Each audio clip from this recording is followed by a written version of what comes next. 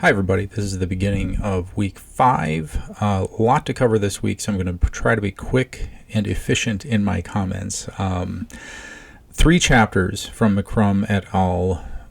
Dealing with African American Vernacular English in Chapter 6, American dialects in Chapter 7, and British English dialects, and some global British English dialects in Chapter 8. To begin with Chapter 6, talking about African American Vernacular English, I always have to start this by pointing out, and Nicole Holiday points this out in the video on accents as well. The majority of African American Vernacular English speakers, their ancestors were brought to North America under duress. They were kidnapped and brought to the continent as commodities, right? And I mean, when we talk about systemic racism, I think that it is part and parcel of talking about African American Vernacular English, because it came into being. You had this contact, a very broad-based contact between the English language and the West African languages that are going to really influence African American vernacular, because of a systematic oppression of a particular group. And I think that that's just worth noting at the get-go. A couple of things that come up in the chapter, first of all, just to really bring these out. So they talk about pidgins and creoles, and a pidgin is not a language in itself. A pidgin is sort of a functional day-to-day trade form of communication that draws from elements of 2 or more, sometimes, languages that have come into contact with each other. And the progression that linguists see is that a pidgin, if the contact lasts long enough, will develop into what's known as a creole. And this is a distinct language, so we start with 2 or more sort of mother tongues or initial languages, and then it develops into a full third language. One of the key things, and this is it's referenced in the chapter, but I wanted to highlight this more. African American vernacular is influenced by a lot of languages like Yoruba and Igbo and Edo that were spoken in West Africa, where a lot of the where a lot of the ancestors of AAVE speakers originated from. Niger-Congo, these are Niger-Congo languages. These are not Indo-European languages, right? And so 2 of the key things to watch for in Chapter 6, but also in the various video examples of AAVE that we have, Niger-Congo as non-Indo-European languages have 2 characteristics. They are syllable-timed as opposed to stress-timed, which English is. And they emphasize verbal aspect as opposed to verbal tense. And these are both kind of like complicated things, but basically a couple of the speakers in the accent video will talk about prosody. They will talk about the sort of flow and intonation of a language. And stress-timed languages like English, it's why iambic pentameter is such a common poetic meter. It's why we have meter in English as opposed to other types of poetics, right? It's because we tend to phrase our phrases based on stress. Niger-Congo languages, by contrast, are stress-timed, and it gives those languages and their descendants, including African American Vernacular English, a particular kind of like intonation that sounds very different. This comes up in the video, for example, when she talks about the falling versus rising tones at the ends of questions. And then aspect, just really quick, I know I said it was going to be quick, but verbs actually have more than tense. They also have aspect, which is talking about duration and time, and they have mood, right? Subjunctive mood, for example, or imperative mood are some of the different moods. And so like some languages like English tend to really prioritize in how we structure verb phrases, prioritizes tense. Niger-Congo languages prioritize aspect, and remember that when we get to talking about that EK's video on African American vernacular. Okay, really quick, chapter 7. I'm not going to talk a lot about, because this is talking about American accents, and it's covered so much better in the 2 videos, or more fully in the 2 videos talking about American accents. 2 of the things that don't come up there, though, are the historical precedent and the self-consciousness about language, was just something that we talked about way back in week 2. I promised we were going to come back to it. And this is a little bit, it's focused on Noah Webster and Webster's dictionary, but it references broader-based attempts to actually distinguish, nationalist attempts, patriotic attempts, basically, to distinguish American English from British English. So that it's worth noting a lot of the distinctions of spelling, of pronunciation, even of phraseology, derive from very self-conscious efforts by early Americans in the late 18th and early 19th century to distinguish themselves from their former colonizers, and that's important.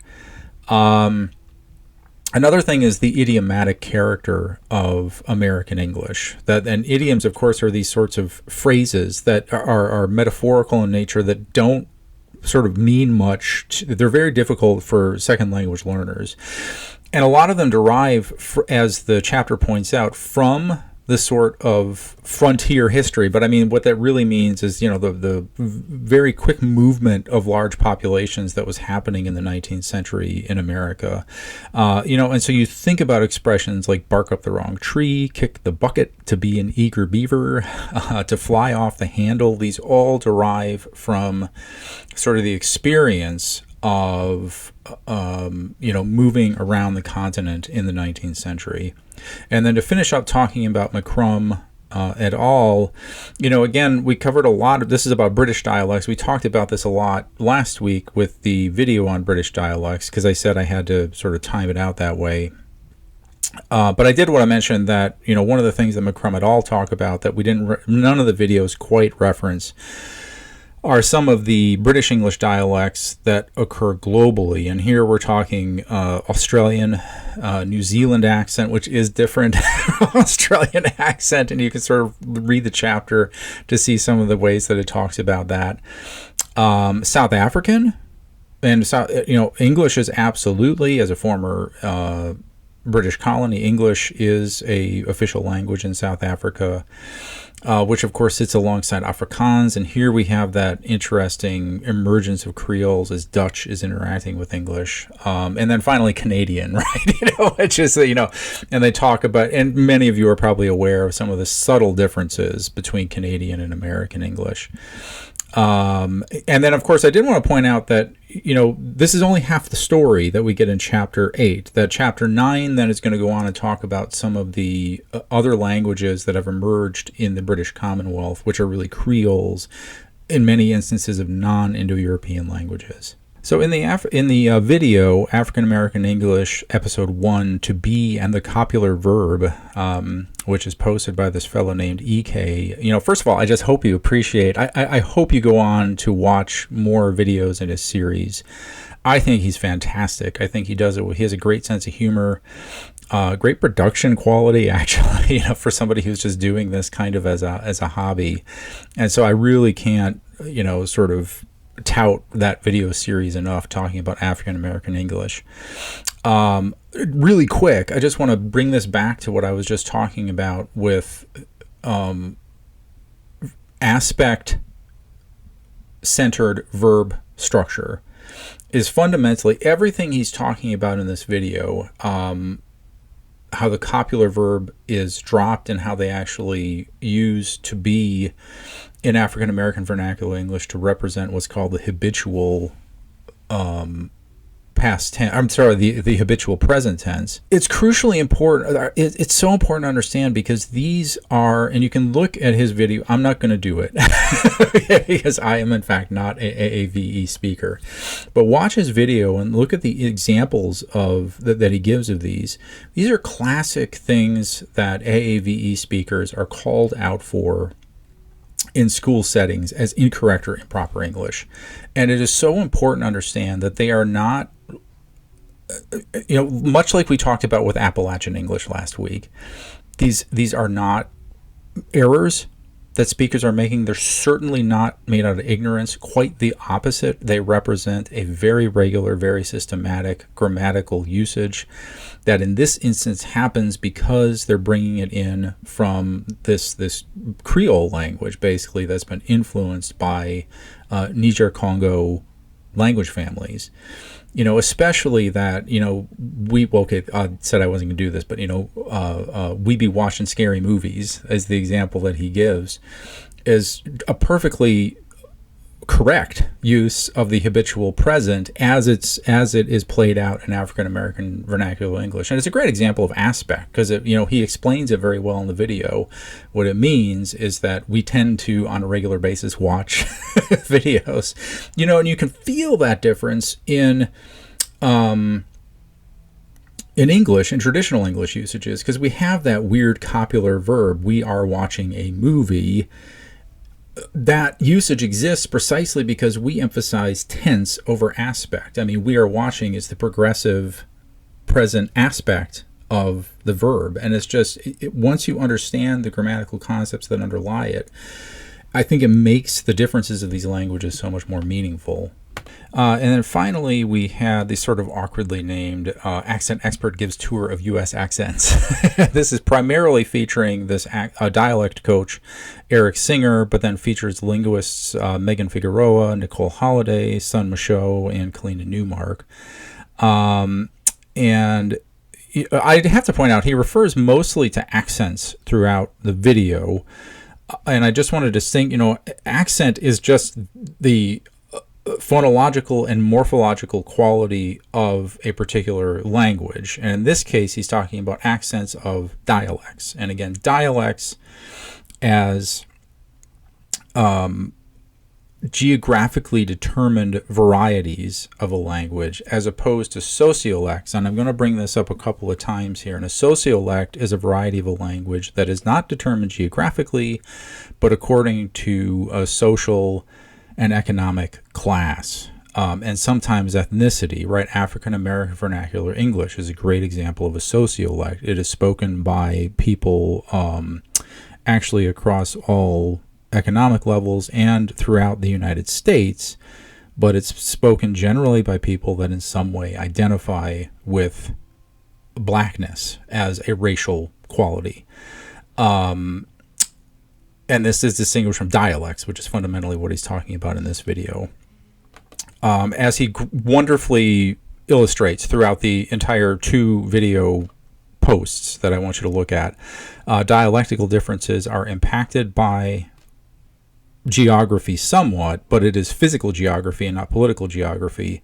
But really what they manifest is the results of settlement and contact patterns. The ways that people have moved around the country and come into contact with each other. He identifies about a third of the way into the first video, the major U.S. dialect areas are New England, New York City, Northern, North Central, Western, Midland, and Southern.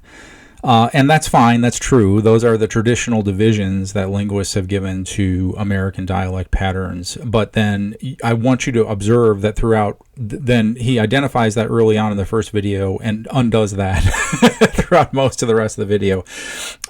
Just think about Appalachian English as an example of this. That would argue that Appalachian English is just one instance of Southern English, but it is so widely varied in how it's applied that those are just sort of broad divisions that are helpful to begin with to think about, but then you immediately want to start diving into particular dialects.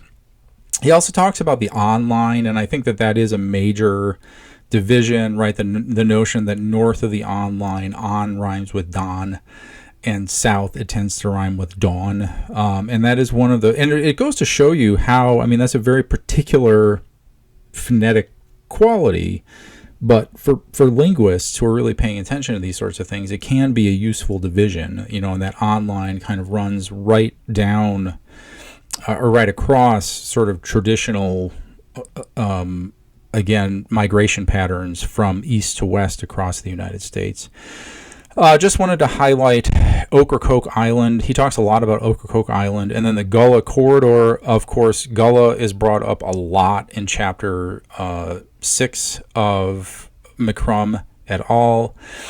These are both important linguistically. I just wanted to really bring this out. They're both important linguistically because they're sort of like missing link languages. They preserve historical ties to British English in the case of Ocracoke Islanders, and the African diaspora in the case of speakers of Gullah. To back up a little bit, he talks about General American earlier in the video, and that is another great example of a sociolect. General American, and it is a normative sociolect. So General American is, or Received Standard American, you can call it too, is a language spoken by people across the United States. It is also a normative language. Strictly speaking, it is a language spoken by no one. It is an aspirational language. You can think of General American as sort of the language of broadcasters. I mean, this is what the way that people are taught to have like easy intelligibility to the broadest number of people. And of course, General American is therefore precisely something that many, many of us in this class even have learned to pick up. And it's worth noting, because nobody speaks it natively. This is the point. Everybody has a dialect. It's just we have all sort of suppressed it or have learned to code switch in more careful ways. And here's where, if many of you have had me in class before know that I'm from Wisconsin, So if you listen, I am always appalled when I hear myself recordings of myself because I hear that he singles out Minnesota. I don't know why he does that. I mean, this monophthongization of the north central accent that kind of runs across, northern Wisconsin, Minnesota, and then on into North and South Dakota. It is subtle, but it's also I can't hardly slip into it anymore. But it's like what I grew up with. We're gonna get 3 or 4 hoses to hose down to deck with. That's that sort of like language. And I just wanted to acknowledge that I speak with a dialect too. It's just that years of like moving around the country, and of course having to speak in academic settings has sort of trained me to like suppress that. And then I have to end just by talking about the importance. Kalina Newhart's contribution is so crucial, talking about Res English and the still very vibrant population of indigenous peoples, Native Americans living across the United States and North America. This is another sociolect. Res English is spoken, Reservation English is spoken around the country in these places where, much like the African diaspora, here we have these forced migration patterns of indigenous peoples that were undertaken under duress. And it's a great example. I mean, not a great, it's a sad but also inspiring example of how these languages and these cultures endure even after these sorts of terrible events, traumatic events have happened to them.